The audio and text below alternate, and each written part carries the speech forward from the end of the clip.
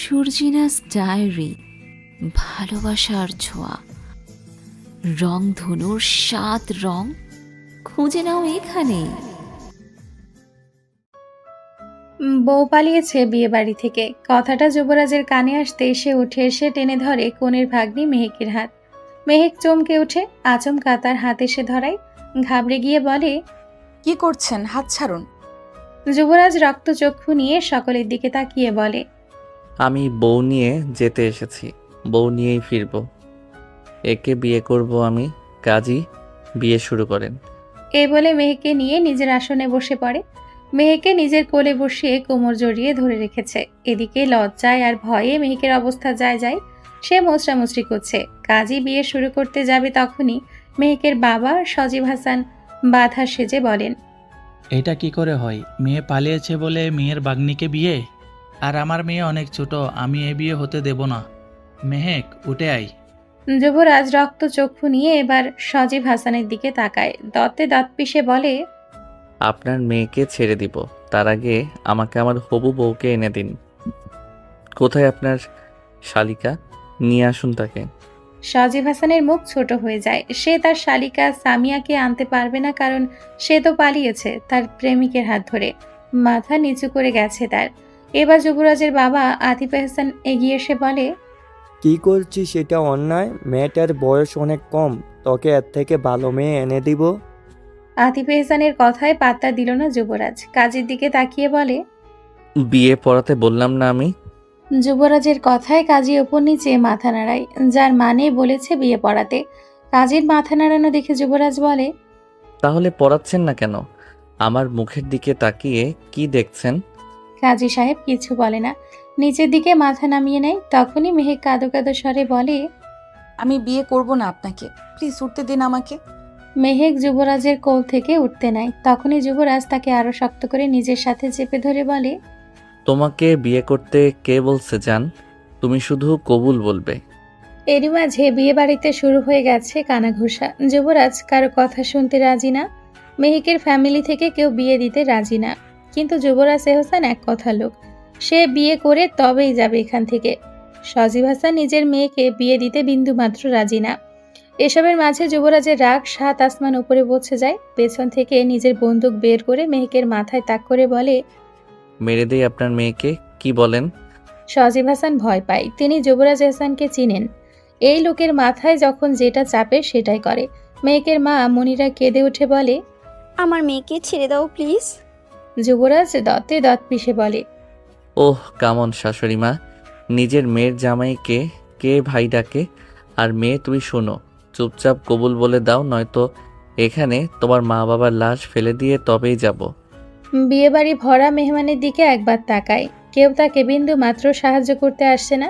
মেহেক চোখ বন্ধ করে নিজেকে শান্ত করে। যুবরাজের দিকে আর চোখে তাকিয়ে বলে, বিয়ে করব আপনাকে আমি, কিন্তু এর চরম মূল্য আপনাকে পোহাতে হবে। মেহেকের কথায় বাঁকা হাসছে যুবরাজ, ঘাড় বাঁকা করে বলে, সে দেখা যাবে। আর কেউ বাদ সাজে না। বাধা দিবে বা কি করে? মেহেকের মাথায় যে বন্দুক ঠেকিয়ে রেখেছে যুবরাজ।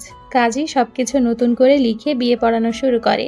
যুবরাজকে কবুল বলতে বলে সে সঙ্গে সঙ্গে কবুল বলে দেয়। মেহেক একটু সময় নিয়ে বলে কবুল। কবুল বলার সময় এক ফোঁটা চোখের পানি গড়িয়ে পড়ে মেহেকের। মেহেক সেই পানি মুছে মনে মনে বলে, আপনার জীবন নরক করে ছাড়বো মিস্টার যুবরাজ এহসান। বিয়ে শেষ হতেই মেহেককে নিয়ে যায় তার মা বাবার সামনে। যুবরাজ ৫ হওয়ার অভিনয় করে বলে, দোয়া করবেন আপনাদের মেয়ের জন্য। এটুকু বলে আর সময় দেয় না কাউকে। মেহেকের হাত ধরে সোজা তাকে নিয়ে যায় গাড়িতে। গাড়িতে বসতেই যুবরাজের বড় ভাই আদিল হোসেন এগিয়ে এসে বলে, এই মেয়েটার সাথে এমন করা কি জরুরি ছিল? যুবরাজ আদিলের দিকে তাকিয়ে বলে, তুমিও কোনো মহান কাজ করনি, জ্ঞান দেওয়া বন্ধ করো। আদিলের মুখটা চুপসে যায়। সেও এভাবেই জোর করে একটা মেয়েকে বিয়ে করেছে, কিন্তু তাই বলে হবু বউয়ের ভাগ্নিকে বিয়ে কে করে ভাই?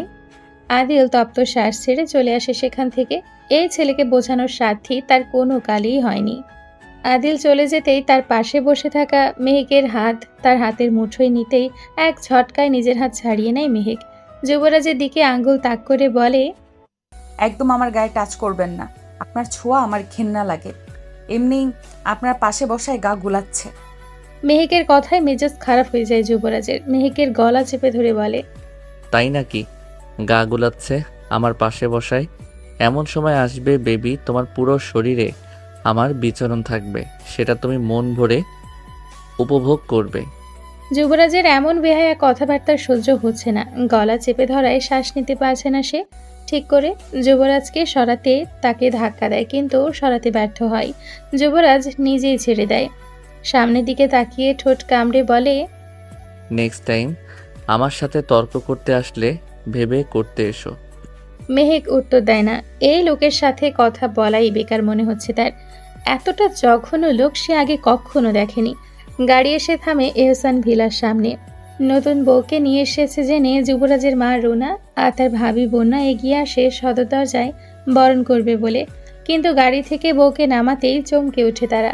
রুনা স্বামীর দিকে তাকিয়ে প্রশ্ন করে, এই মেয়েকে? আতিফ এহসান বেগমের দিকে তাকিয়ে ইশারা করে বলে, মেয়ে কি রাজের বউ? বরণ করে নিয়ে চলো ঘরে, ঝামেলা করো না এই নিয়ে, পরে তোমাদের সব খুলে বলছি। বাড়ির ভিতর মেহমান। রুনা আর কিছু বলে না, মেহেককে বরণ করে ভেতরে নিয়ে যায়। বন্যা কিছু একটা আন্দাজ করে আদিলের কাছে এসে বলে, আপনার ভাইকে আপনার মতে মাস্তানি করে জোর করে বিয়ে করে এনেছে এই মেয়েকে? বন্যার এমন মুছা মারা কথা শুনে তার দিকে তাকায় আদিল। বন্যা আদিলের তাকানো পাত্তা দেয় না, নিজের মতো করে বলতে শুরু করে, এখন যে কেউ কোনো প্রুফ ছাড়াই বলতে পারবে আপনারা দুই ভাই। বন্যা চলে যায়। আদিল সেদিকে তাকিয়ে থাকে। মেহেকের পাশে বসে আছে যুবরাজ। রুনার মুখে হাসি নেই। দুই ছেলে একইভাবে লোক হাসিয়ে বিয়ে করেছে, নিজের মতো করে কাউকে বিয়ে দিতে পারল না, এই ভেবেই তার মনে কষ্ট। রুনা মেহেকের সামনে দাঁড়িয়ে যুবরাজের দিকে তাকিয়ে বলে ওঠে, যা ওঠ, এখান থেকে ফ্রেশ হয়ে আয়। যুবরাজ সাথে সাথে উঠে যায়। মেহেকের হাত ধরে বলে, চলো বউ, যাই। যুবরাজের কাণ্ডে তার দিকে ভ্রু কুচকে তাকায় রুনা। গম্ভীর গলায় জিজ্ঞাসা করে, তুই ওকে কেন টানছিস? রাজ হেসে বলে, বাইরে আমি ফ্রেশ হব, আমার বউ হবে না নাকি? চলো বউ, যাই। এই বলে সবার সামনে থেকে টানতে টানতে মেহেককে নিয়ে যায় রাজ। যুবরাজের এমন কাণ্ডে বিরক্তিতে কপাল কুঁচকায় রুনা। বাড়িতে আসা আত্মীয় স্বজনে শুরু হয়ে যায় কানাঘুষা। সেদিকে তাকিয়ে দীর্ঘশ্বাস ফেলে হলরুম ত্যাগ করেন রুনা। মেহেক লম্বা যুবরাজের বুকের একটু নিচে। কথা বলতে হলে মেহেকের ওপরের দিকে তাকিয়ে কথা বলতে হচ্ছে, যার ফলে ঘাড়ও ব্যথা করছে। কিছুক্ষণ আগেই তার নর্মাল ড্রেস চেঞ্জ করে লেহেঙ্গা পরিয়ে দিয়েছে তার বড় যা বন্যা। তাকে হালকা সাজিয়েও দিয়েছে। এখন রুমে শুধু সে আর যুবরাজ আছে। মেহেক এক পলক যুবরাজের দিকে তাকিয়ে বলে, আমাকে বিয়ে করলেন কেন? খালামণি পালিয়েছে তাই প্রতিশোধ নিতে? রাজ তাকায় মেহেকের দিকে, দুদিকে মাথা নেড়ে বলে, হুম, তোমায় আদর করব বলে শোনা। মেহেক চেতে যায়, আঙ্গুল তুলে বলে, একদম বাজে কথা বলবেন না, মুখ দিয়ে বাজে কথা বের করলে মুখ ভেঙে দিব। মেহেকের কথায় রাজ ঠোঁট মেলে হাসে। মেহেকের দিকে তাকিয়ে কপাল কুঁচকে বলে, হাইটে তো আমার হাঁটুর সমান, তুমি কি না আমার মুখ ভাঙবে? নাগাল পাবে তো নাকি মই এনে দিবে? রাজের খোঁচা মারা কথা বেশ ভালোভাবেই বুঝতে পারে মেহেক। আশেপাশে তাকিয়ে চলে যায় সোজা বেলকনিতে। একটা চেয়ার নিয়ে এসে রাজের সামনে রেখে সেটার উপর দাঁড়িয়ে বলে, হ্যাঁ বলুন, কি বলছিলেন? রাজ এবার ঘাড় বাঁকা করে তাকায় মেহেকের দিকে। একটা শয়তানি হাসি দিয়ে সাথে সাথে কোমর ধরে টান মারে মেহেককে, নিজের সাথে মিশিয়ে নেয়। আচমকা টানে মেহেক টাল সামলাতে না পেরে রাজের ওপর পড়ে। মেহেক বিরক্ত হয়ে সঙ্গে সঙ্গে দূরে চলে আসতে নিলেও রাজ ছাড়ে না। রাজ মেহেকের কোমর আরো শক্ত করে জড়িয়ে ধরে বলে, কি বউ, বিয়ে করছি ভাই, কোলে নিয়ে রোম্যান্স করতে হবে, দেখা যায়।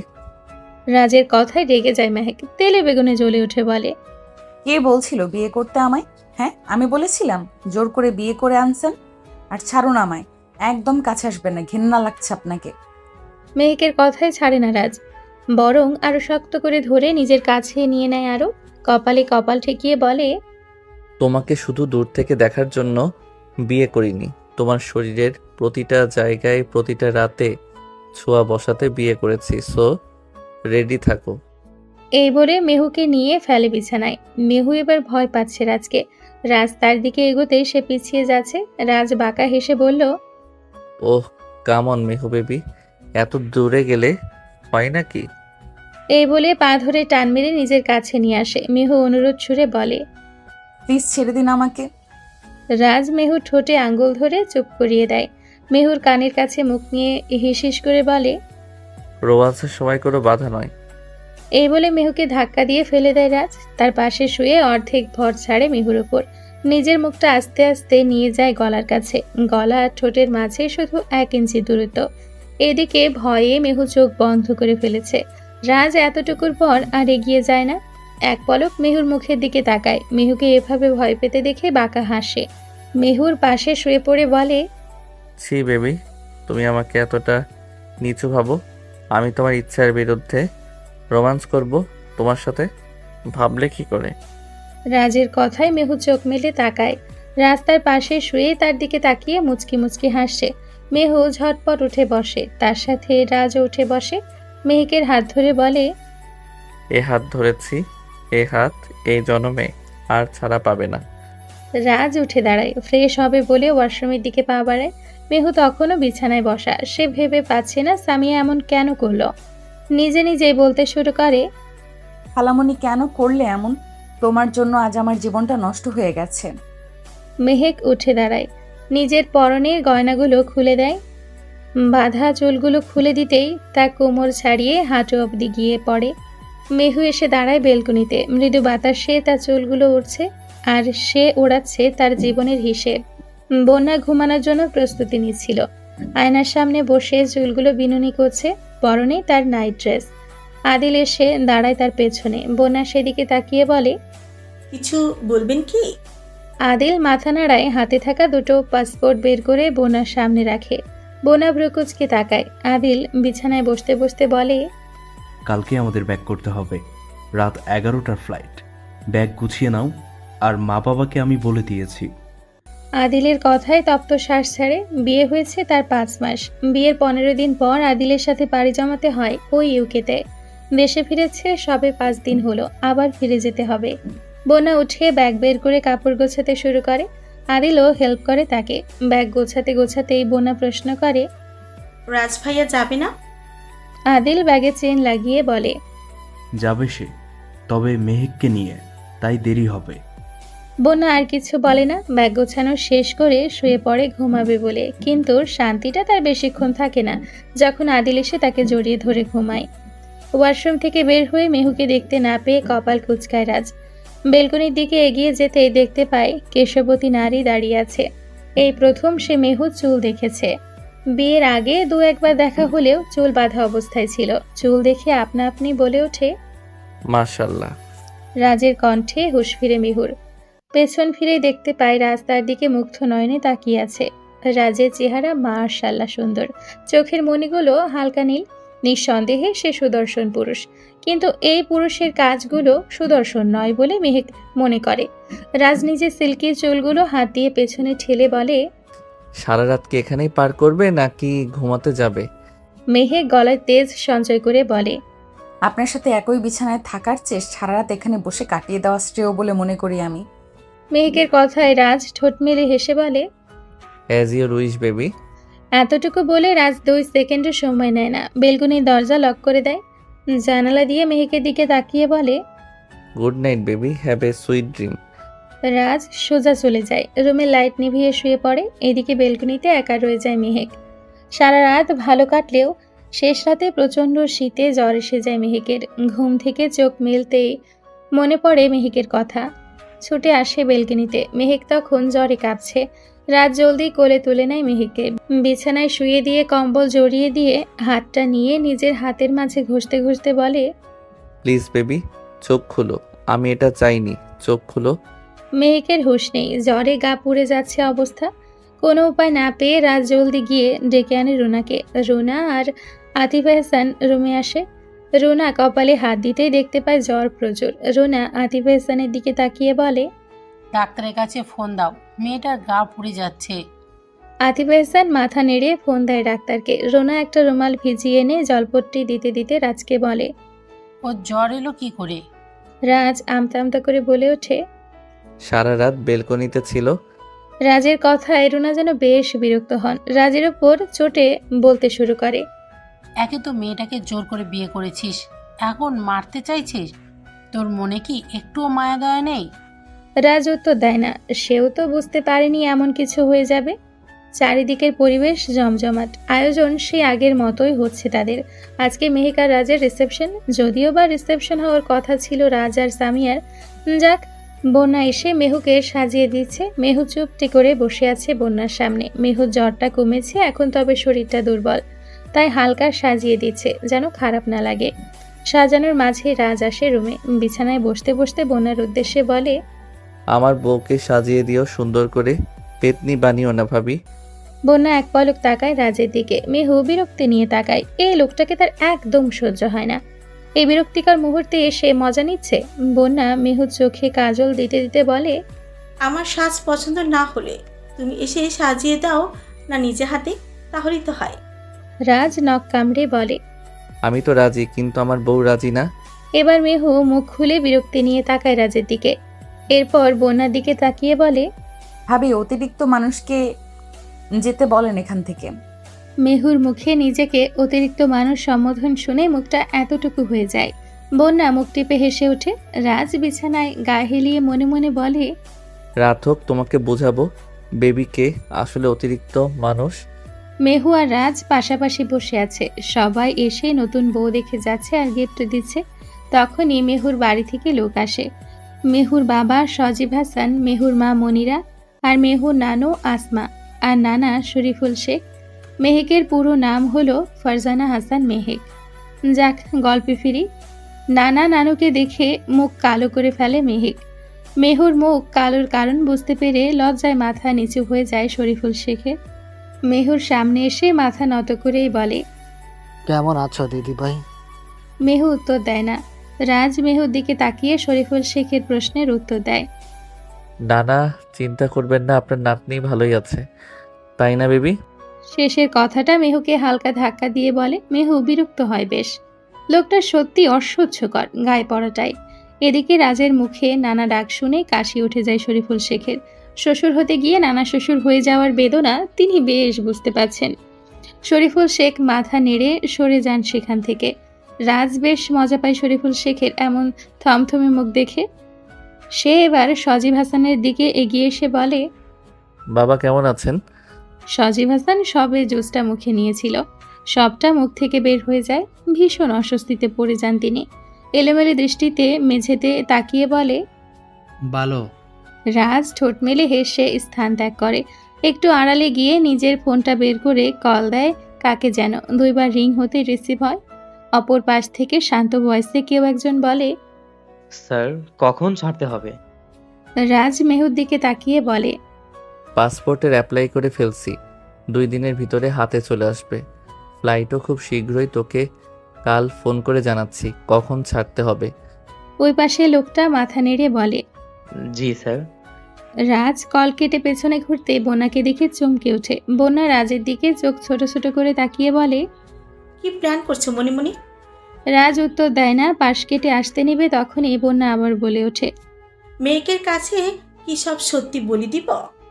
রাজ এবার ঘুরে তাকায়। মুখের ভঙ্গিমা তার শক্ত। রাজের কখনো এই জিনিসটা পছন্দ না যে তার পার্সোনাল বিষয় নাক গলাক। তবুও বন্যা তার ভাবি হওয়ায় মুখে জোর করে হাসি এনে বলে, ভাবি হও তো ভাবির মতোই থাকো, আমার পার্সোনাল বিষয়ে বাম হাত ঢুকিও না। যদি ঢোকানোর চেষ্টা করো তাহলে ভুলে যাব তুমি আমার ভাইয়ের বউ। রাজের হাতে থাকা গ্লাসটা সজোরে আছাড় মেরে চলে যায়।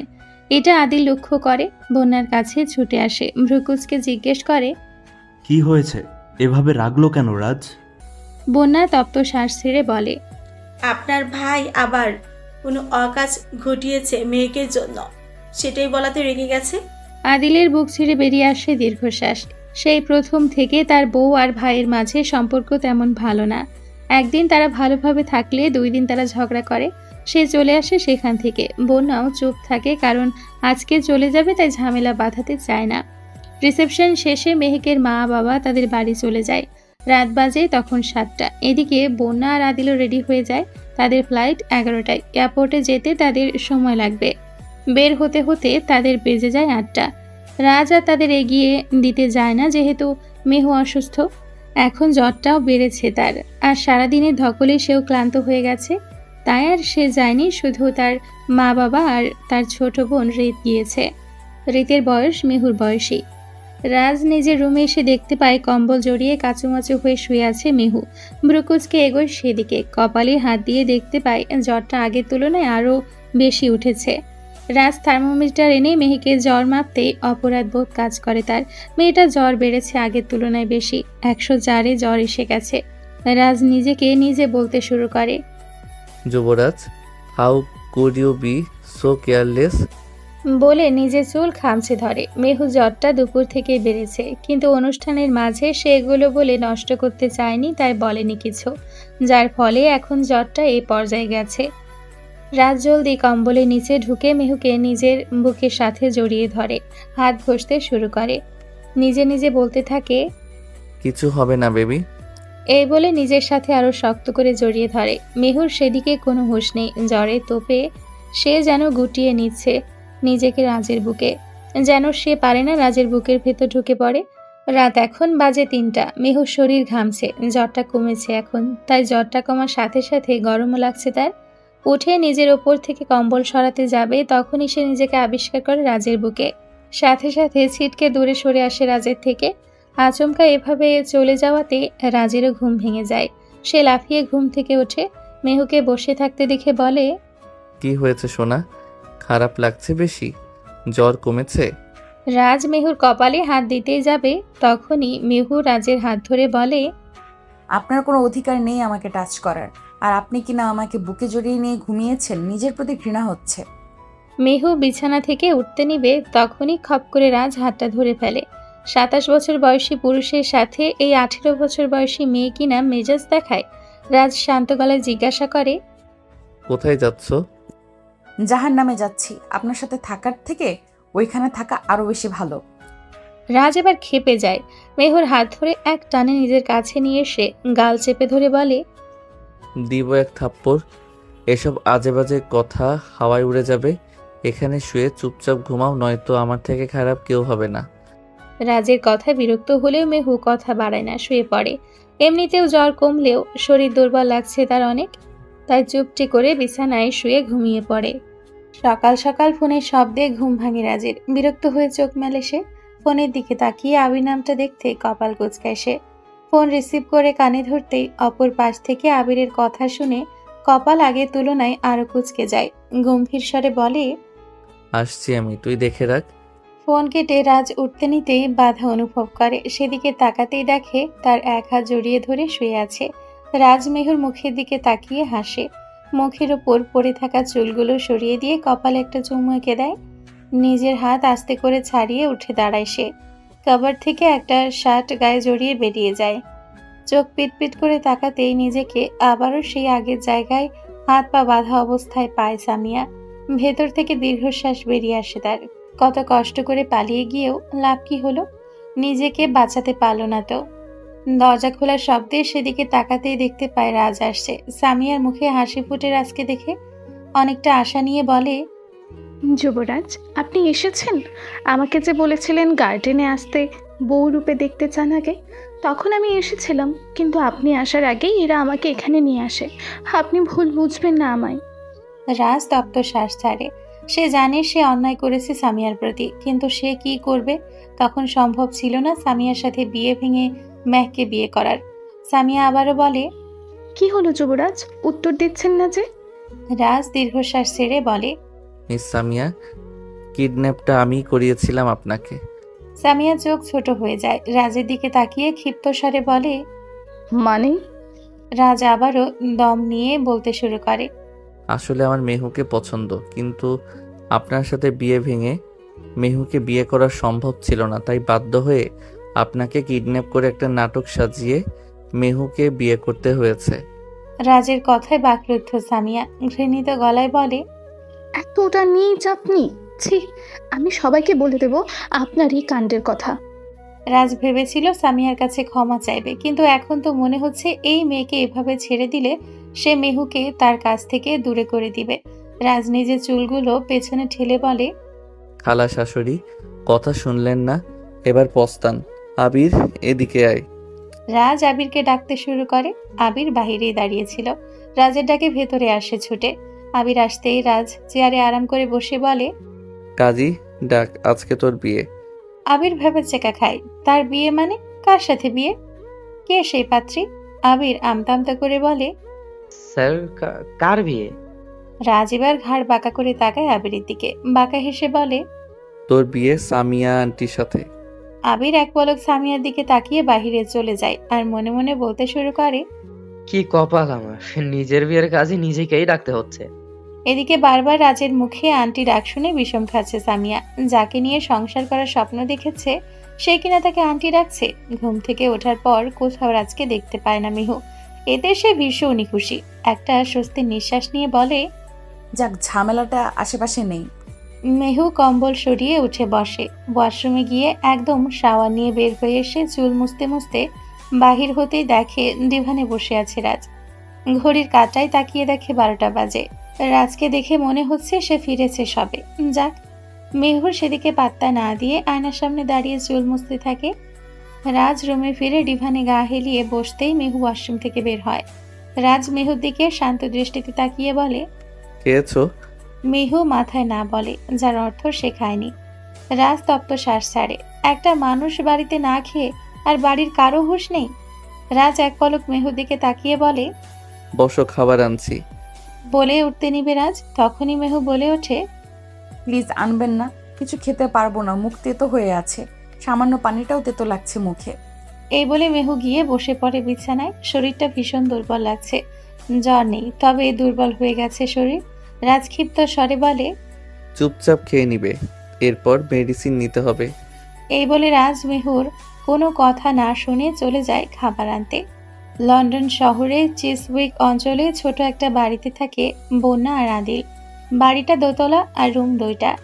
এক রুমে বন্যা আর আদিল থাকে, আর অন্য রুমে মেহমান আসলে থাকে।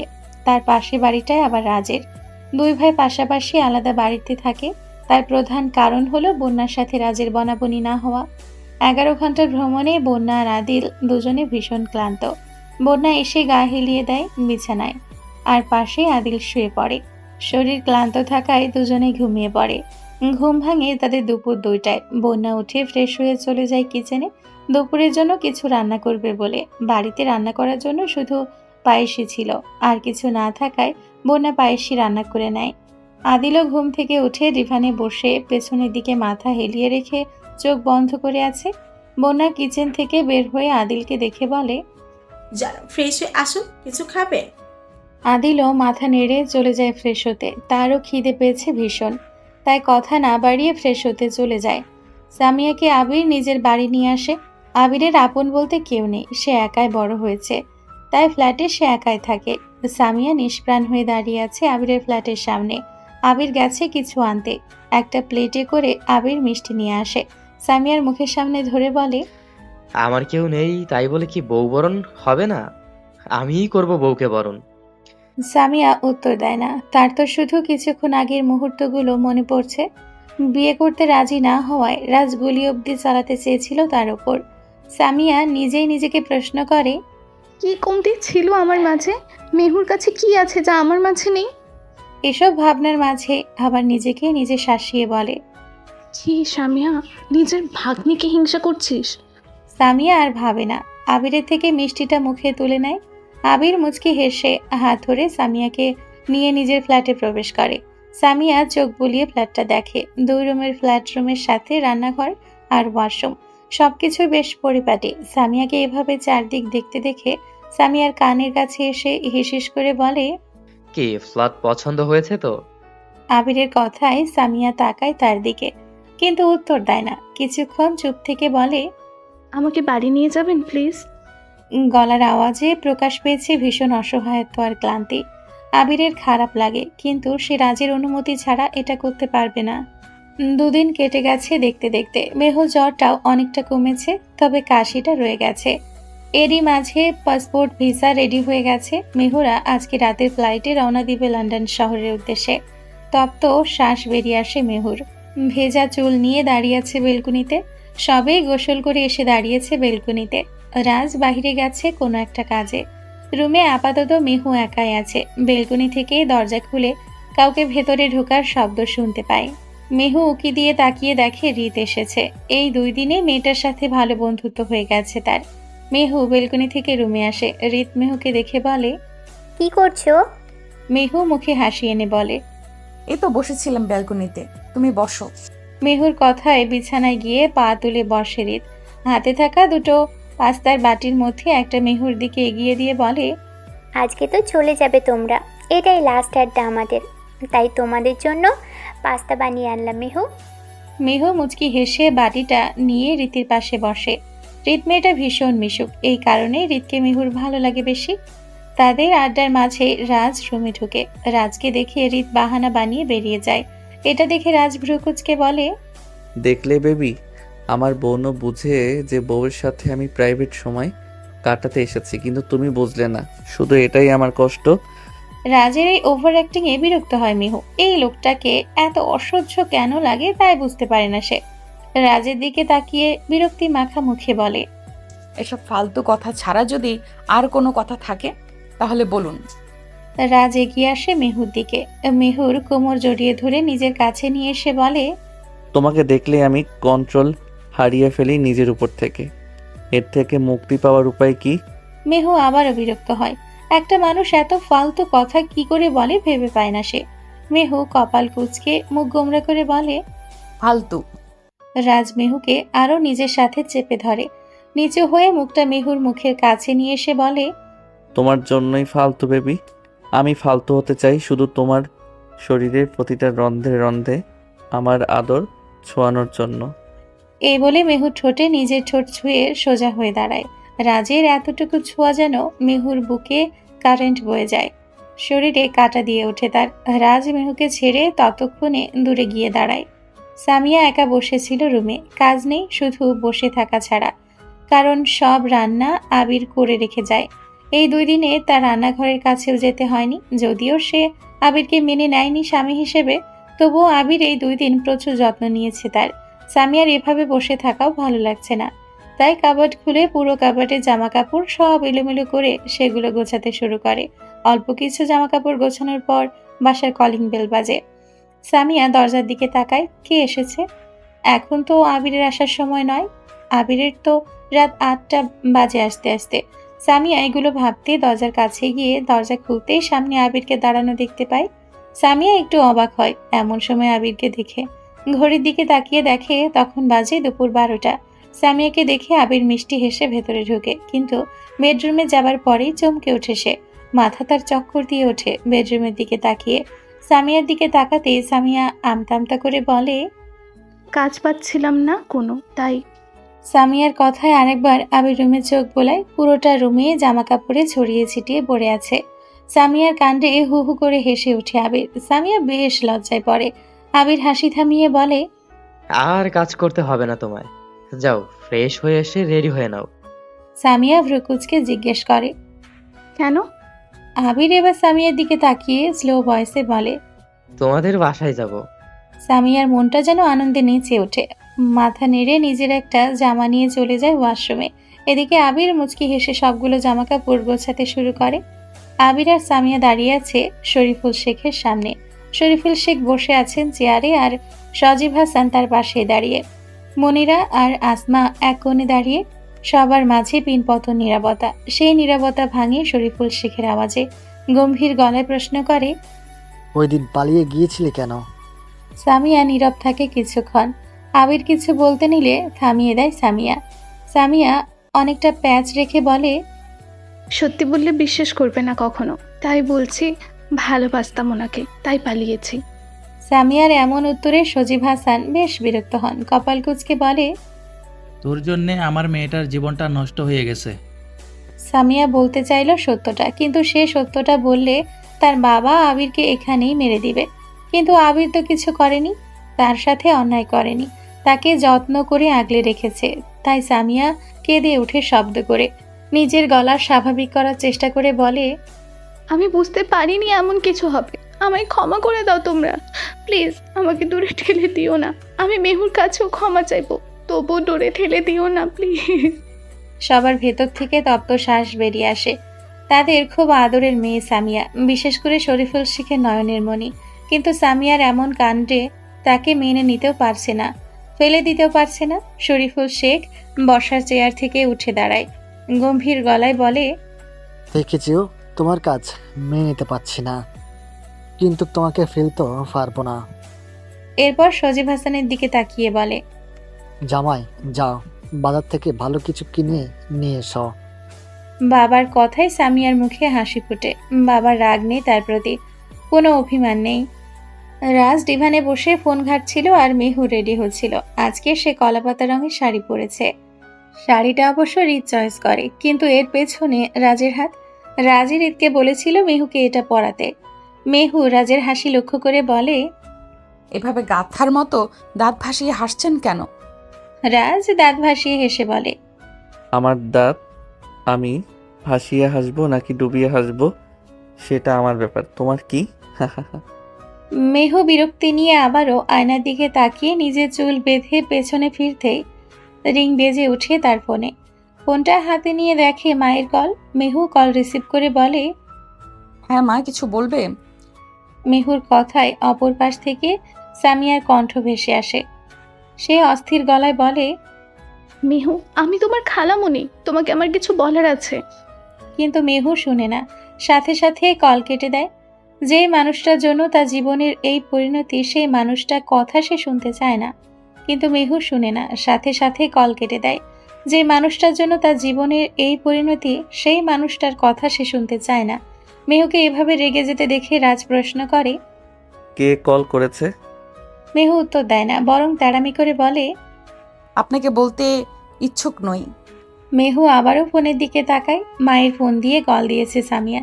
তবে কি সামিয়া বাসায় ফিরেছে? আর তাকে কি পরিবারের লোকেরা মেনে নিয়েছে? কি করে পারলো এটা করতে তারা? সকাল 8টা। তারা এসে সবে পৌঁছেছে তাদের লন্ডন শহরে ছোট বাড়িতে। মেহু এসেই ঢুকে পড়ে ওয়াশরুমে শাওয়ার নিবে বলে, আর রাজ এসে বিছানায় গা এলিয়ে দেয়। কিছুক্ষণ পর ঘুমিয়েও পড়ে সে। মেহু শাওয়ার নিয়ে বের হয়ে দেখে রাজ ঘুমিয়ে মত্ত। মেহু দীর্ঘশ্বাস ছাড়ে, নিজের ফোনটা হাতে নেয়। দেখতে পায় মায়ের ফোন থেকে অনেকগুলো মেসেজ এসছে।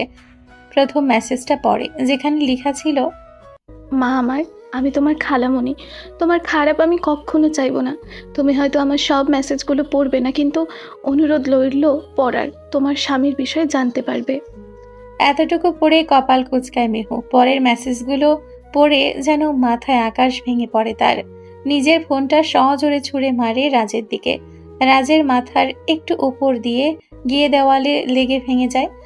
রাজ শব্দে তড়িঘড়ি করে উঠে বসে। বোকা চোখে মেহুর দিকে তাকাতেই মেহু চিৎকার করে বলে ওঠে, কেন করলেন আপনি আমার সাথে এমন? রাজ মেহুর দিকে একবার বড় করে তাকিয়ে বলে, কি করেছি আমি? মেহু ভেঙে পড়ে। নিচে বসে 2 হাতে মাথার চুল খামচে ধরে বলে, শিট, বাংলাদেশে থাকাকালীন কেন খালামণির কথা শুনলাম না? আপনি একটা জঘন্য লোক। রাজের বুকটা ধক করে ওঠে। রাজ জলদি উঠে এসে মেহুকে নিজের সাথে জড়িয়ে ধরে বলে, কি হয়েছে বেবি? মেহুর সাথে সাথে রাজকে ধাক্কা দিয়ে সরিয়ে দেয়। মেহু তেতে উঠে বলে, একদম স্পর্শ করবেন না। আপনি একটা নীচ লোক। আমাকে আপনি ঠকিয়েছেন, আমার খালামণিকে ঠকিয়েছেন। আপনি দুইজনের সাথে অন্যায় করেছেন। রাজ মেহুকে দেওয়ালের সাথে চেপে ধরে, কপালে কপাল ঠেকিয়ে বলে, ভালোবাসি তোমায়, কোনো পথ পাচ্ছিলাম না, তাই বাধ্য হয়ে বিয়ের দিন এমন কাণ্ড করে তোমাকে বিয়ে করতে বাধ্য হয়েছি। রাজ রেগে যায়। এতটুকু বলে দেওয়ালে একটা ঘুষি মারে। রক্ত বের হয়ে যায় হাত দিয়ে, কিন্তু মেহুর মন গলে না। সে ঘৃণা ভরা চোখ নিয়ে তাকিয়ে আছে। রাজ এবার অসহায় হয়, গলার আওয়াজ নরম করে বলে, আমায় ছেড়ে যেও না, তোমারে খালামণির পা ধরে ক্ষমা চাইবো। আর আবির সত্যি অনেক ভালো ছেলে, তোমার খালামণি সুখী হবে। আমি জানি আমার পদ্ধতিটা ভুল ছিল, কিন্তু কি করব, আমি কোনো উপায় খুঁজে পাচ্ছিলাম না। রাজের আকুতি মিনতি মেহুর রাগ তরতর করে বাড়িয়ে দিচ্ছে। মেহু শক্ত হয়ে দাঁড়িয়ে বলে, আমি ডিভোর্স চাই। ডিভোর্সের কথা শুনতেই রাজের মাথায় নিভে যাওয়া আগুনটা দপ করে জ্বলে ওঠে। রাজ দাঁড়িয়ে নিজের সাথে মিশিয়ে নেয় মেহুকে। উপরে তুলে শক্ত করে চেপে ধরে নিজের ঠোঁট ডুবিয়ে দেয় মেহুর ঠোঁটে। মেহু ছটফট করছে নিচে নামতে, কিন্তু রাজ ছাড়ার নাম নেই। মেহুর চোখ দিয়ে পানি পড়তে শুরু করে ক্ষোভে। রাজ সাথে সাথে ছেড়ে দেয় মেহুকে। কিছুটা দূরে দাঁড়িয়ে বলে, কান খুলে শুনে রাখো, তুমি এই জন্মে কেন পরের জন্মে আমার হাত থেকে নিস্তার পাবে না। আমি বারবার তোমার পিছু নিব। মেহু অশ্রুভেজা নয়নে তাকায় রাজের দিকে। নিজের চোখের পানি মুছে বলে, আপনি আমার ভালোবাসা কখনোই পাবেন না। সারা জীবন ঘৃণাই সহ্য করে যেতে হবে। মেহু বেরিয়ে যায় রুম থেকে, অন্য রুমে গিয়ে বসে। জানালা দিয়ে বাহিরের দিকে তাকিয়ে দীর্ঘশ্বাস ছাড়ে। আবির আর সামিয়া অনেক আগেই নিজেদের বাসায় ফিরে এসেছে। সামিয়ায় পাগল হয়েছিল ফিরবে বলে, তাই আজ ফিরে এসেছে। একটু আগে রাজের কল আসে আবিরের ফোনে। রাজ কিছু একটা বলে, এরপর থেকে আবির এনে সামিয়াকে তার সামনে বসিয়ে রেখেছে, কিন্তু কিছুই বলছে না। সামিয়া বেশ কিছুটা বিরক্তি নিয়ে বলে, কিছু বলছেন না কেন? কি বলতে বসে রেখেছেন এভাবে? সামিয়ার কথায় তপ্ত শ্বাস ছাড়ে আবির। নিজের হাতের দিকে তাকিয়ে বলে, এমনটা কেন করলে? মেহু ভাবিকে সব কেন বলে দিলে? আবিরের এমন প্রশ্নে তেতে ওঠে সামিয়া। বলবে না মানে? তার সাথে এমন অন্যায় করার পর সে রাজকে ছেড়ে দিবে নাকি? তার ভাগ্নির সাথেও রাজ অন্যায় করেছে। আবিরের দিকে আঙ্গুল উঁচিয়ে বলে, চামচামি করতে এসেছেন আপনার বসের হয়ে? যুবরাজ এহসানের পর্দা ফাঁস করে দেওয়ায় খুব কষ্ট হচ্ছে আপনার, অথচ যুবরাজ এহসান আমার সাথে আর আমার ভাগ্নির সাথেও যে অন্যায়টা করলো তার বেলা। আবির মাথা নিচু করে ফেলে, নরম সুরে বলে, ভুল বুঝলে তুমি আমায়। রাজ স্যারের হয়ে কিছু বলতে আসিনি আমি। মেহু ভাবি নিজেকে শেষ করে দিতে চেয়েছিল এগুলো শোনার পর, তাই বলতে এসেছিলাম। খুব কি প্রয়োজন ছিল এগুলো শোনানোর? যাক, তোমার ইচ্ছে। আবির চলে যায়। সামিয়ার খারাপ লাগে আবিরকে ওইভাবে বলায়। মেহুর জন্য তার চিন্তা হচ্ছে ভীষণ। নিজের আত্মসম্মানের কথা বাদ দিয়ে ফোন দেয় যুবরাজের নামে সেভ করা নাম্বারে। ডক্টর ডেকে ব্যান্ডেজ করে দিয়েছে মেহুর হাতে। হাত তেমন গভীরভাবে কাটেনি। ঘুমের ইঞ্জেকশন দিয়ে গেছে ডাক্তার। 3-4 ঘন্টা ঘুমাবে মেহু। রাজ মেহুর পাশেই তার হাত ধরে বসেছিল। তখন ফোনটা বেজে উঠতেই হাতে নিয়ে দেখে অপরিচিত নাম্বার। রাজ রিসিভ করতে ওই পাশ থেকে সামিয়ার উদ্বিগ্ন গলা ভেসে আসে, মেহু ঠিক আছে তো? রাজ উত্তর দেয় না, চুপ থাকে। কিছুক্ষণ নীরবতার পর রাজ নরম গলায় বলে, খুব প্রয়োজন ছিল কি মেহুকে বলার? তোমার বলার প্রয়োজন ছিল না, আমি জানাতাম ওকে, সাথে তোমার ফ্যামিলিকেও। তবে একটু সময় নিয়ে। যাক, মেহু ভালো আছে। ঘুম থেকে উঠলে কল দিতে বলবো আপনাকে, কথা বলে নিয়েন। আর হ্যাঁ, আবির ছেলেটা ভালো। থাকছেন যেহেতু বুঝতেই পারছেন। এতটুকু বলে কল কেটে দেয় রাজ। মেহুর দিকে এক পলক তাকিয়ে দীর্ঘশ্বাস ছেড়ে বলে, ক্ষমা করে দাও বেবি। আমি তোমাকে ছাড়া নিজের জীবনে অন্য নারীকে মেনে নিতে পারতাম না। অন্য নারীর জীবন নষ্ট করার থেকে এই পথটা দ্বিগুণ ভালো মনে হয়েছে। এতটুকু বলে কপালে চুমু এঁকে দিয়ে আবারও বলতে শুরু করে, আবিরের সাথে সামিয়ার বিয়ে দেওয়ার কারণ এক্সপ্লেন করতে পারবো না, সেটা তোমার কাছে অযৌক্তিক লাগবে। তবে এতটুকু বলতে পারবো, সামিয়া সব থেকে সুখী হবে। রাজ উঠে চলে আসে সেখান থেকে। নিজের মাথা চুল বারবার মুষ্টিবদ্ধ করে আবারও এদিক ওদিক পাচারি করতে শুরু করে। নিজের মনে আজ অশান্তির বন্যা বইছে। মেহু তাকে আগের থেকে বেশি ঘৃণা করছে। এর থেকে বড় শাস্তি ওর জন্য আর কি বা হতে পারে? আদিল আর বন্যা এসেছে রাজের বাড়িতে মেহুকে দেখতে। মেহুর জন্য বন্যা তার পছন্দের খাবার ডিম ভুনা আর পাস্তা করে এনেছে। মেহু এক পলক খাবারগুলোর দিকে তাকিয়ে হেসে বলে, এগুলো করার কি দরকার ছিল আপু? বন্যা হালকা হেসে বলে, তুমি আমার বোনের মতন, তোমার জন্য করবো না তো কার জন্য করবো? এতটুকু বলে বন্যা থামে। তারপর ইনিয়ে বিনিয়ে প্রশ্ন করে, হাত কেটেছো কেন? রাজকে কিছু করেছে? বন্যার প্রশ্নে মেহু একটু চুপ থেকে বলে, তেমন কোনো বিষয় না আপু, হালকা রাগারাগিতে আমার জেদ লেগে গেছিল তাই। মেহু লুকিয়ে যায় পুরো কারণটা। বন্যা আবারও চুপ থাকে কিছুক্ষণ। মেহুর দিকে তাকিয়ে আবারও শুধালো, এই বিয়েটা মন থেকে মেনে নিতে পেরেছো? মেহু সেই আগের ন্যায় স্বাভাবিক গলায় বলে, মেনে না নিয়ে কি করব বলুন? হাজার হোক বিয়ে তো হয়ে গেছে, আমি না মানলেও তিনি আমার স্বামীই থাকবেন। এতটুকু বলে দীর্ঘশ্বাস ছাড়ে। বন্যাও আর কথা বাড়ায় না। মেহুর মাথায় হাত বলিয়ে দিয়ে উঠে যায়। বাড়িতে তার কাজ আছে। এছাড়াও আদিল কাজে যাবে, তার জন্য তো নাস্তা রেডি করে দিতে হবে। বন্যা বেরিয়ে যায় রুম থেকে। নিচে ডাইনিং রুমে এসে দেখে ডিভানে বসে দুই ভাই কথা বলছে। বন্যা তাদের দিকে এগিয়ে এসে বলে, চলুন, আপনার দেরি হয়ে যাচ্ছে। বন্যার কথায় আদিল তার দিকে তাকিয়ে উঠে দাঁড়ায়। রাজের দিকে তাকিয়ে বলে, আসি, আমার দেরি হচ্ছে, পরে আসবো নে। রাজ মাথা নাড়ায় উত্তরে। বন্যা আর আদিল বিদায় নেয় সেখান থেকে। রাজ ওপরের, মেহু যে রুমটায় সেই রুমের দিকে তাকিয়ে তপ্ত শ্বাস ছাড়ে। তখন মেহু আর বন্যার সব কথা শুনেছে সে। মেহু মেনে নেওয়া নাটক করেছে তাকে, এটা সে ভালোভাবেই বুঝতে পারছে। এতটা বোকাও নয় রাজ। আবির রাত থেকে আর কথা বলেনি সামিয়ার সাথে। সে কেয়ার করছে ঠিক আছে, কিন্তু মুখে কিছুই বলছে না প্রয়োজনীয় কথা ছাড়া। আবির সকালে সামিয়ার আগে উঠেই সব রান্না করে ডিভানে বসে ফোন টিপছিল। তখন ঘুম থেকে উঠে ফ্রেশ হয়ে বাইরে বসার রুমে আসে সামিয়া। সামিয়ার দিকে এক পলক তাকিয়ে আবির আবারও ফোন ঘাঁটতে ঘাঁটতে বলে, টেবিলে খাবার রাখা, খেয়ে নাও। এই বলে আবির উঠে চলে আসতে নাই, তখনই পেছন থেকে ডাকে সামিয়া। অনেকটা অসহায় গলায় বলে, কি হয়েছে আপনার, বলবেন প্লিজ? আবির তাকায় সামিয়ার দিকে, তা ছিল হেসে বলে, কই কিছু না তো। সামিয়া বুঝতে পারে আবির গতকাল রাতের ঘটনাটা নিয়ে তার উপর আপসেট। সামিয়া আবিরের হাত ধরে বলে, রাগ করে আছেন আপনি আমার কালকের কথাগুলো নিয়ে? আমি সরি অনেক, প্লিজ। সামিয়ার কথায় আবির একটু হাসে, তারপর সামিয়ার দিকে তাকিয়ে বলে, যার জন্য দুনিয়ায় বেঁচে আছি তার চামচা উপাধি পেতে আমার কোনো কষ্ট হয় না। সামিয়া বুঝতে পারে না রাজের জন্য বেঁচে আছে মানে কিভাবে। সামিয়া প্রশ্নগুলো করবে তার আগে আবির বলে ওঠে, তোমার সাথে রাজ ভাইয়া অন্যায় করেছে, হাজার সরি বলেও তোমার প্রতি করা অন্যায় কমবে না। কিন্তু তুমি যদি মেহ ভাবিকে কেড়ে নাও, তাহলে কি তোমার জীবনে সব আগের মতো হয়ে যাবে? সামিয়া উত্তর দেয় না। আবির তপ্ত শ্বাস ছেড়ে বেরিয়ে আসে। সামিয়া আবিরের যাওয়ার পানে তাকায়। সে ভেবেছে আবির তার সাথে রেগে বেরিয়ে গেছে, কিন্তু তাকে অবাক করে দিয়ে আবির নিচ থেকে লেবু নিয়ে ফিরে আসে। ঘরে ঢুকে সামিয়ার দিকে এগিয়ে এসে বলে, এগুলো কেটে আনো, ভাতের সাথে খাবো। সামিয়া কথা বাড়ায় না, চলে যায় রান্নাঘরে লেবু কেটে আনতে। মেহু বসে পাস্তা খাচ্ছিল, তখন রুমে রাজ প্রবেশ করে। রাজকে দেখেও না দেখার ভান করে বসে নিজের মতো খেতে থাকে। রাজ চেয়ার টেনে মেহুর পাশে বসে। মেহু আর চোখে একবার দেখে বলে, কি সমস্যা আপনার? আমার খাবারে নজর দিচ্ছেন কেন? রাজ হাসে, মেহুর দিকে কিছুটা ঝুঁকে বলে, আমার নজর তো তোমার খাবারের দিকে না বেবি, শুধু তোমার দিকে নজর আমার। রাজের কথায় মুখ বাঁকায় মেহু। ঘাড় কাত করে মেহু তার দিকে তাকায়, বলে, আপনার মতো বেহায়া পুরুষ আমি আর একটাও দেখিনি।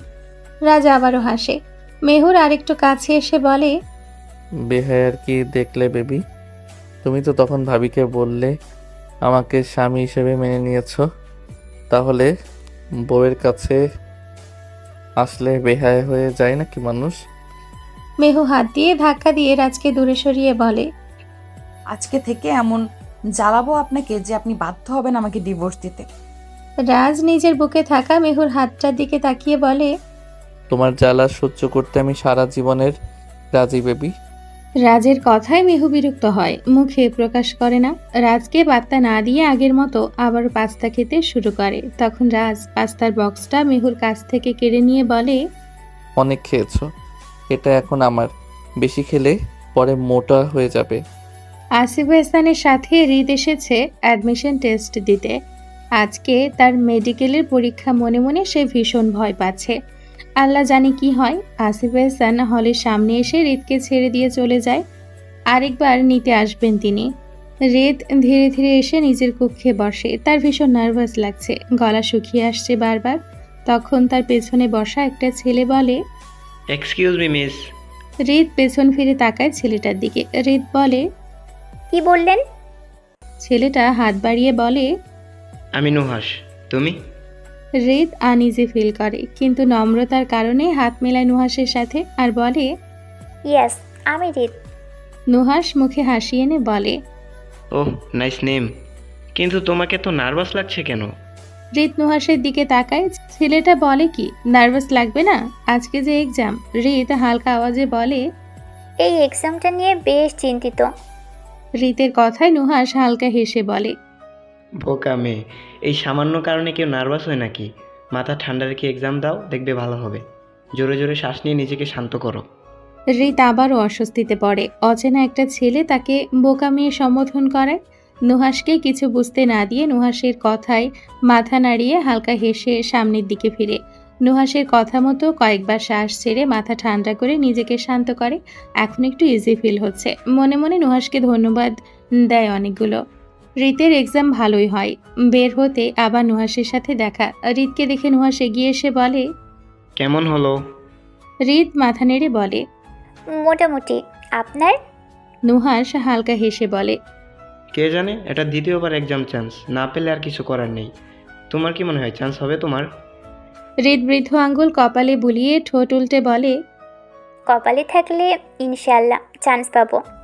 তারপর দুজনেই হাসে। হৃদ নিচের দিকে তাকিয়ে তার বাবা এসে গেছে দেখে নুহাসের থেকে বিদায় নিয়ে চলে আসে হৃদ। মেহুকে সকাল থেকে সারা বাড়ি খুঁজে ফেলেছে, কিন্তু কোথাও খুঁজে পাচ্ছে না রাজ। মেহু কোনো ইনফর্ম করেও যায়নি তাকে। রাজের বুকটা সঙ্গে সঙ্গে ধড়ফড় করে ওঠে। হাতের ক্ষতটা সবে টান ধরেছে মেহুর। এর মাঝে আবার মেহু কোথায় চলে গেল? হলরুমে এসে মাথা চেপে ধরে ডিভানে বসে পড়ে। মেহুকে ছাড়া তার যে অস্তিত্বহীন লাগে সেটা কি সে বুঝে না, নাকি বুঝতে চায় না? কিছুক্ষণ থম মেরে বসে থাকে। কিছু একটা ভাবতেই ছুট লাগায় আদিলের বাড়ির উদ্দেশ্যে। দরজা খুলে বের হতেই দেখতে পায় আদিলের বাসা থেকে বের হচ্ছে মেহু। রাজের মাথা চাড়া দিয়ে ওঠে। বড় বড় পা ফেলে মেহুর কাছে এসে মেহুর হাত ধরে টানতে টানতে নিয়ে আসে বাড়িতে। হলরুমে এনে দাঁড় করিয়ে বলে, কেন করছো এমন? এই কয়টা দিন কেন এত জ্বালাচ্ছ? হয় নিজের ক্ষতি করতে যাচ্ছ, নয়তো উধাও হয়ে এদিক সেদিক চলে যাচ্ছ। না জানিয়ে কেন করছো প্লিজ বলবে? মেহু নিজের হাত ছাড়িয়ে নেয় রাজের থেকে। কিছুটা দূরে গিয়ে দাঁড়িয়ে বলে, আমার জ্বালানি সহ্য করতে না পারলে ডিভোর্স দিয়ে দিন। আপনিও মুক্ত হয়ে যান আর আমাকেও মুক্তি দিন। রাজ উত্তর দেয় না, আর পিছু চলে আসতে নেয় সেখান থেকে। কিন্তু মেহু পেছন থেকে বলতে শুরু করে আবারও, আপনি কি ভেবেছেন এত সহজে ছাড় পেয়ে যাবেন? আপনি আমার সাথে আর খালামনির সাথে যা করেছেন এত সহজে ক্ষমা পেয়ে যাবেন ভাবলেন কি করে?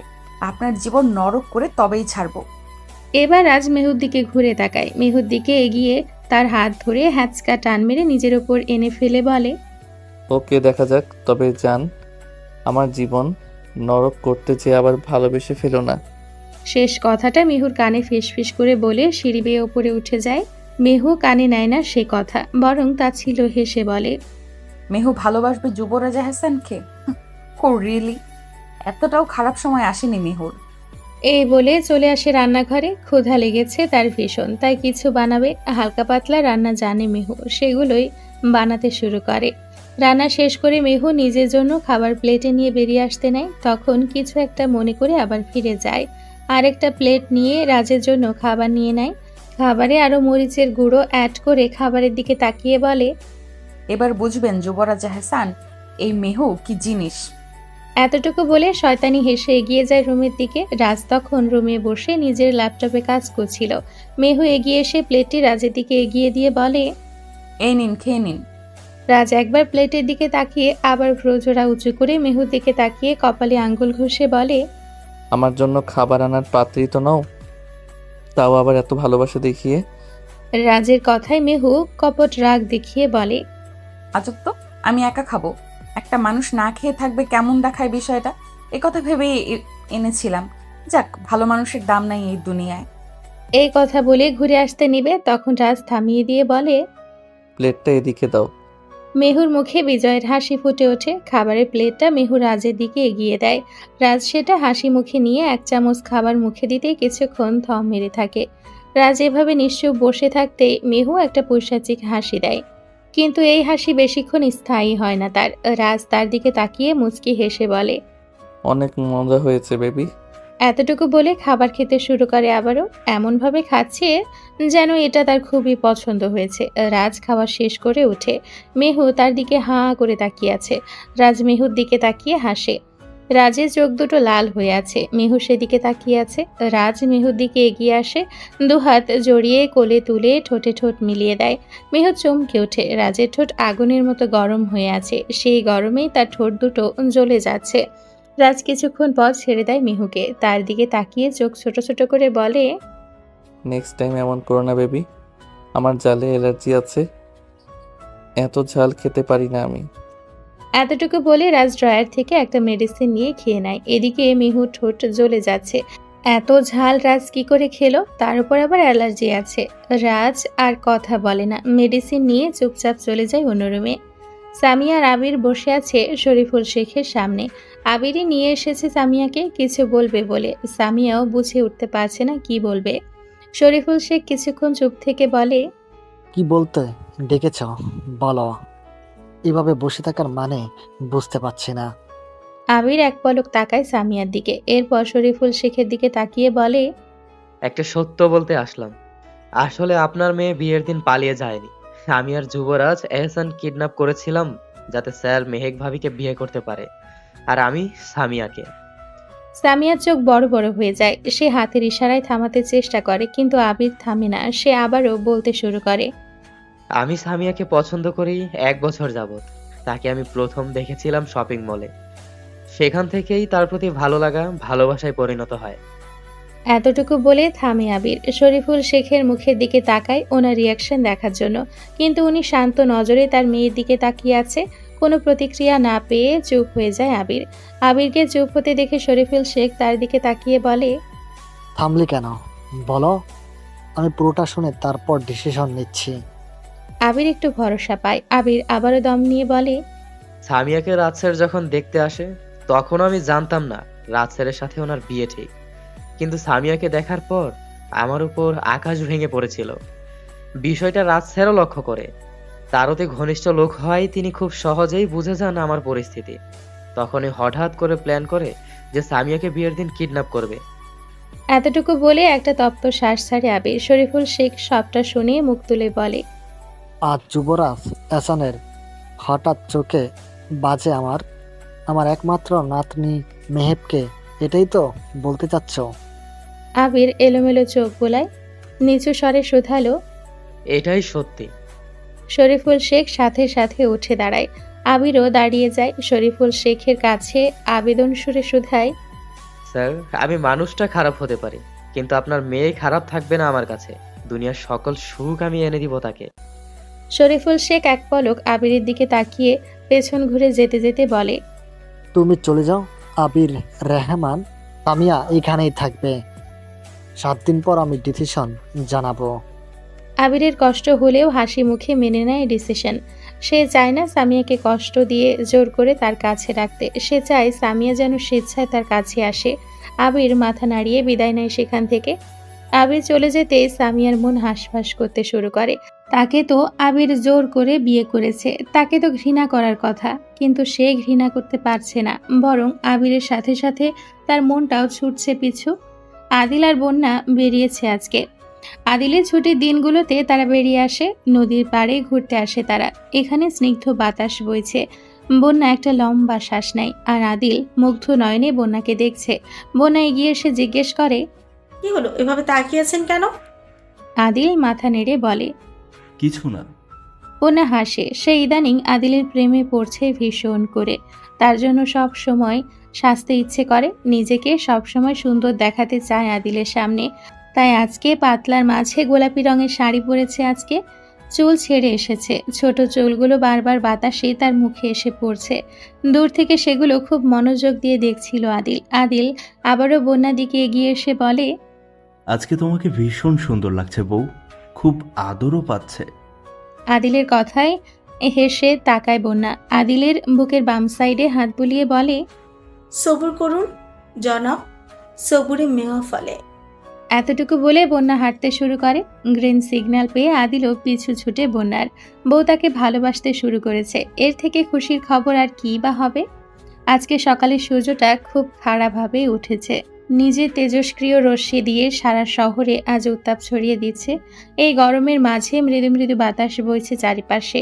মেহু বাড়ির পেছনে বয়ে যাওয়া নদীর পাশে আসে। সেখানে বালুর উপর বসে চুলগুলো এক সাইডে ফেলে বসে আছে, হাঁটুতে মাথা হেলিয়ে। রাত চলে গেছে কাজে। বাড়িতে আজকে একা। বন্যাও কোন কাজে জানি বাহিরে চলে গিয়েছে। তাই আর কোনো উপায় না পেয়ে একা একাই বাহিরে আসে। বাসায় তার বড্ড বোরিং লাগে। চুলগুলো এক সাইডে ফেলে রাখার জন্য তার পেছনে ঘাড়ে থাকা তিলটা দেখা যাচ্ছে। কিছু ছেলে সেখান দিয়ে পাশ কাটিয়ে যাওয়ার সময় বলে ওঠে, হে সেক্সি বেবি, এখানে একা বসে কি করছো? মেহুর কপাল কুঁচকে যায়, কিন্তু কানে নেয় না। ছেলেগুলো কিছুক্ষণ দাঁড়িয়ে এবার সোজা মেহুর হাত ধরে টান দিয়ে বলে, চলো বেবি, আমরা সঙ্গ দেই তোমার। এতটুকু বলে শয়তানি হাসি হাসে ছেলেগুলো। মেহুর চোখে আগুন জ্বলে ওঠে। উঠে দাঁড়িয়ে যে ছেলেটা তার হাত ধরেছে সেই ছেলেটা নাক বরাবর সোজা একটা পাঞ্চ মারে। ছেলেটা কিছুটা ছিটকে দূরে সরে আসে। মেহু যেন রাগে শরীর জ্বলছে। ছেলেটার পেট বরাবর লাথি মেরে বলে, মেয়ে পেয়ে দুর্বল পেয়েছিস নাকি? ছোটবেলা থেকে পাড়ায় মারপিট করে বড় হয়েছি। খুব বড় ভুল করেছিস আমাকে খোঁচা দিয়ে, খুব বড় ভুল করেছিস। মেহু আচ্ছা মতো মারতে থাকে ওই ছেলেগুলোকে। মার খেয়ে আধমরা হয়ে ছুটে চলে যায় সেখান থেকে। মেহু রাগে সেখানে ফুঁসতে থাকে। দূর থেকে রাজ এগুলো দেখে এগিয়ে আসে মেহুর দিকে। মেহু পেছন ফিরে রাজকে দেখে চমকে ওঠে। রাজ মেহুর দিকে কিছুটা ঝুঁকে বলে, সাব্বাস, এই না হলে তুমি যুবরাজ এহসানের বউ?